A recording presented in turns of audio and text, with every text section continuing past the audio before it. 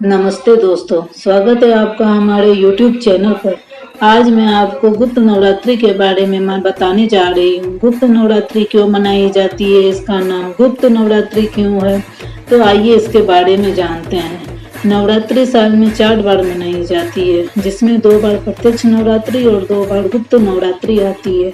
लेकिन ज्यादातर लोग प्रत्यक्ष नवरात्रि यानी कि चैत्र की नवरात्रि और शारदीय नवरात्रि को ही मनाते हैं। नवरात्रि हिंदुओं का एक मुख्य त्योहार है। साल में चारों नवरात्रि ऋतु परिवर्तन के समय यानी चैत्र, माघ, आषाढ़ और आश्विन महीने में मनाई जाती है। इस बार साल की पहली गुप्त नवरात्रि 10 फरवरी 2024 से शुरू होगी। धार्मिक मान्यताओं के अनुसार यह माना जाता है कि गुप्त नवरात्रि की पूजा प्रत्यक्ष नवरात्रि से अलग होती है। गुप्त नवरात्रि के नाम से ही इसका अर्थ छुपा है। तो आइए जानते हैं कि आखिर माघ और आषाढ़ में आने वाली नवरात्रि को गुप्त नवरात्रि क्यों कहा जाता है। आखिर इसके पीछे का क्या रहस्य है।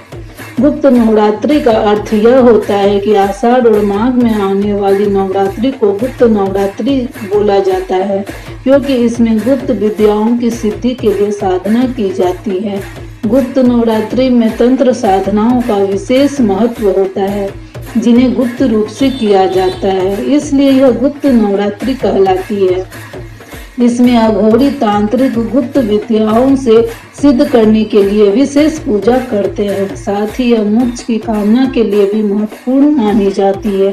गुप्त नवरात्रि में 10 देवियों की पूजा की जाती है। मान्यता के अनुसार चैत्र और शारदीय नवरात्रि में जहाँ 9 शक्तियों की पूजा की जाती है, वहीं गुप्त नवरात्रि में 10 देवियों की पूजा की जाती है।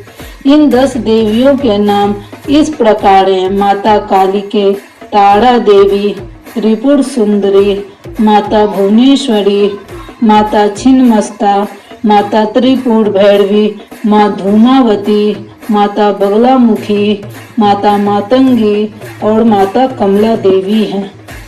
माना जाता है कि गुप्त नवरात्रि गृहस्थ लोग नहीं मनाते हैं।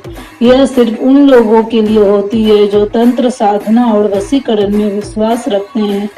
इसलिए गृहस्थ लोगों को गुप्त नवरात्रि में भी नौ दुर्गा की पूजा करनी चाहिए। प्रत्यक्ष नवरात्रि में जहाँ सात्विक साधना, नृत्य, उत्सव मनाया जाता है, वही गुप्त नवरात्रि में ऐसा नहीं किया जाता है। प्रत्यक्ष नवरात्रि सांसारिक इच्छाओं की पूर्ति के लिए मनाया जाता है, लेकिन गुप्त नवरात्रि में इच्छाओं की पूर्ति और मोक्ष की कामना को सिद्ध करने के लिए पूजा की जाती है।